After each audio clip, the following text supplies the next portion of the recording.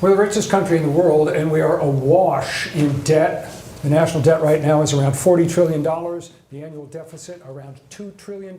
It is just exploding, and every expert who looks at this says it is not sustainable and it will end badly.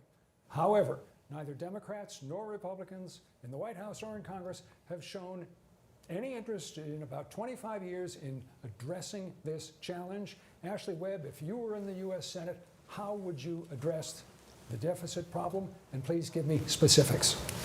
I think cutting spending, looking for waste, fraud, and abuse, that's the best way to cut the spending.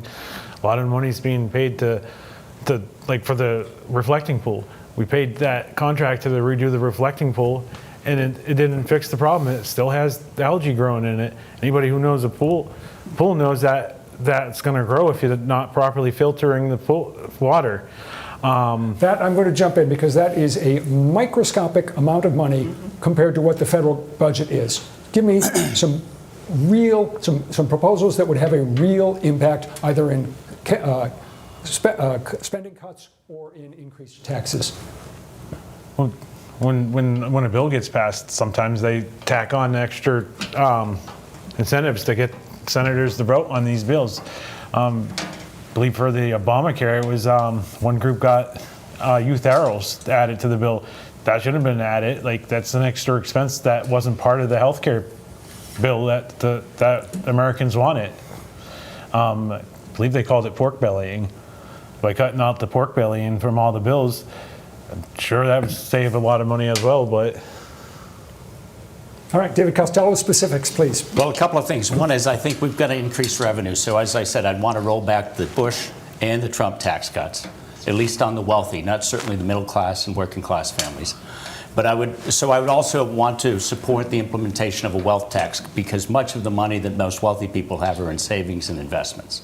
Right? So we could, but at the same time, protect seniors. So for instance, start maybe at $10 million per household. Only about 1.6% of households in the United States have more than $10 million in savings or investment, and so protect seniors.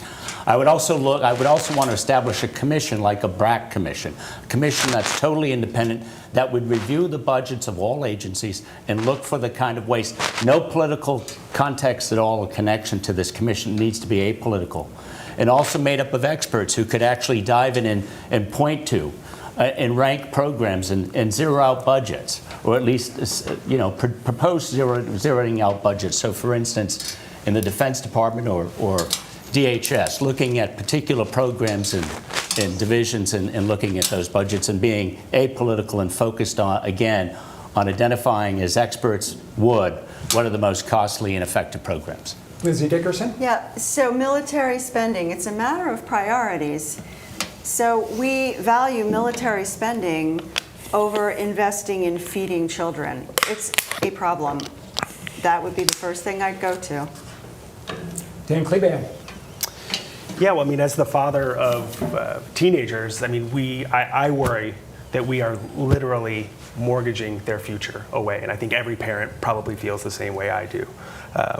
As a small business owner, I understand what it's like to balance budgets, and nothing bothers a small business owner more than wasteful spending, but not the kind, the Elon Musk style Doge, random and often inhumane cuts, but targeted cuts that actually go after real waste, fraud, and abuse.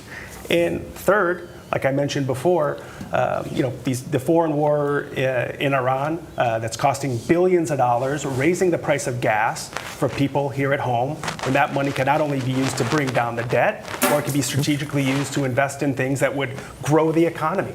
Let's look at the housing problem here in the state of Maine. Let's invest in new modular technologies. Let's invest in healthcare that can help people not only stay healthy, but which allows them to go to work. There's all these things that we can do to really grow the pie. Let's grow the economy, which grows the tax base.